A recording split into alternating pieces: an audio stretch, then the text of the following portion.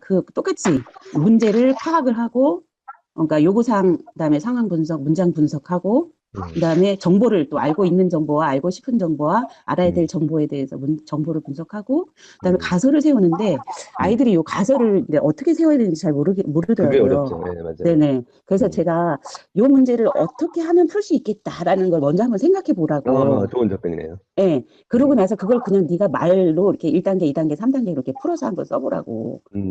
나는 이 문제를 첫 번째 요렇게 요걸 해서 그다음에 요거 이렇게 한다. 요렇게 풀려고 한다. 라는 그런 걸 한번 이렇게 말로 써보라고 그랬어요. 네. 그다음에 이제 가설 그건 알겠네요. 검증에서 네. 가설 검증에서는 이제 그거를 이제 자기가 말로 이걸 이렇게 풀겠다 하는 걸 이제 진짜 수를 대입하고 뭐 이렇게 공식을 대입하고 뭐 개념을 정리해가지고 이렇게 쓰게 하고 그다음에 답안을 도출을 시키라고 그랬어요. 그래갖고 답은 뭐다. 그리고 이 답이 왜 이렇게 나왔냐면 하면서 이제 개념 정리해서 여기서 사용됐던 그 개념들 있죠. 그 개념들을 이렇게 쭉 정리하게 시켰고 뭐 이런 식으로 그렇게 진행을 했어요. 아, 진짜 수학 제대로 공부하고 있었네요. 인지수학 방법? 뭐 이렇게 음, 말씀하셨을 때 지금 하는 것이 인지수학 방법인지 인지수학 방법이라는 게 따로 있는 건지. 네. 예, 김정 원장님이 궁금해하는 그 가설 설정을 어떻게 가설. 하느냐, 이게 그게 어떤 거냐면 네. 조금 전에 이제 그 부원장님이 아이들한테 가설 설정하는 걸 잘 모르니까 어떻게 하면 이 문제가 풀리겠니? 라고 한번 생각해 보렴. 근데 이게 사실은 이제 가설 가설의 첫 직전에 단계. 예, 가설의 첫 단계예요. 어떻게 하면 풀리겠니? 근데 이건 이제 기존 지식을 가지고 생각하는 가설이거든요. 그러니까 네네. 원리에 의한 가설보다는 그냥 머릿속에서 이미 했던 그렇죠. 경험치를 네. 이용해서 아, 이렇게 하면 풀리겠구나. 라는 머릿속에 원래 이제 가설이라는 게 결국은 논리적인 가설이 있고 하나는 아까 통찰적 가설이 있는데 경험에 의한 통찰적 가설이 지금 부원장님이 해오신 방법이에요. 논리적인 가설은 문제를 분석하고 거기서 이 문제를 해결하기 위해서 가장 첫 번째 의문이 뭐지? 그 첫 번째 의문은 그럼 여기서는 지금 그 뭐야 방정식이 이제 첫 번째는 방정식을 이용해야 된다는 거야. 1번. 자, 그럼 방정식에서 이 방정식을 지금 현재 몇 차 방정식을 쓰고 있는 거지? 2번 질문. 그다음에 3번 질문은 그럼 2차 방정식을 써야 되는데 그럼 거기서 지금 2차 방정식을 푸는데 가장 핵심이 되는 단서는 뭐지? 이렇게 3번 질문 답변, 4번 질문 이런 식으로 계속 그 질문의 그 연결고리를 풀어나가는 것이 결국은 논리적 로직이잖아요. 예, 이거를 이제 해내는 게 가설이라고 그러는데 예, 그 가설은 아무래도 이제 그 수학 문제를 잘 아는 사람의 입장에서는 그 가설 수립도 쉽죠. 근데 이제 학생들 입장에서는 가설을 세우는데 문제는 2단계에서 막혀버린 거야. 2단계에서 이게 몇 차 방정식인지 모르겠어. 그럼 네네. 다음 질문에 가설을 수립하기 어려워지는 거예요.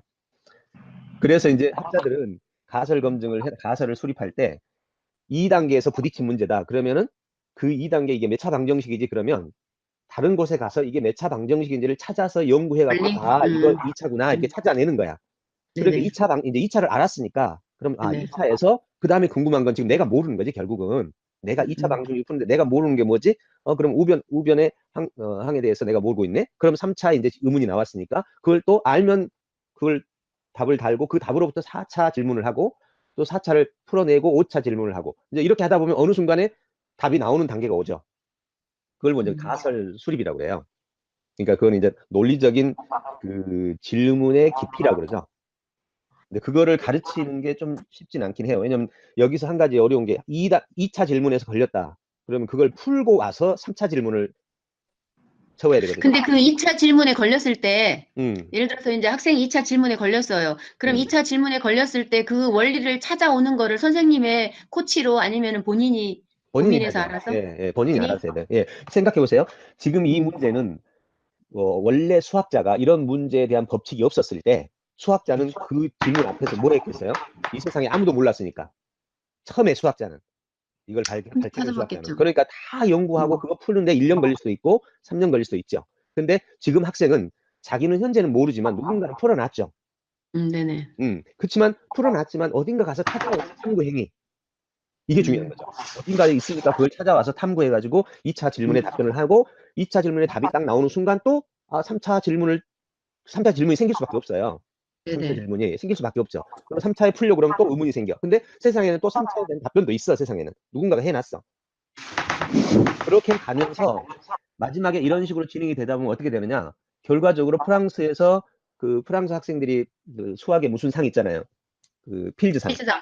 네. 이러면서 필즈상에 도달하는 거예요. 왜냐면 어느 날 문제를 풀어나가는데 답을 찾아보니까 이 세상에 아무도 그 답을 손댄 적이 없어. 그 의문에 대해서. 그래서 찾다 없으니까 할 수 없이 내가 연구해서 이 세상에 처음 내가 찾아내. 그걸 우리는 수학의 대발견이라고 그러죠. 그래서 가설 수립이라는 게 결국 이 세상에 없는 수학을 만들어가는 태도 양성이자 생각하는 방법의 양성이자 바로 역량의 양성이다. 이렇게 보는 거죠.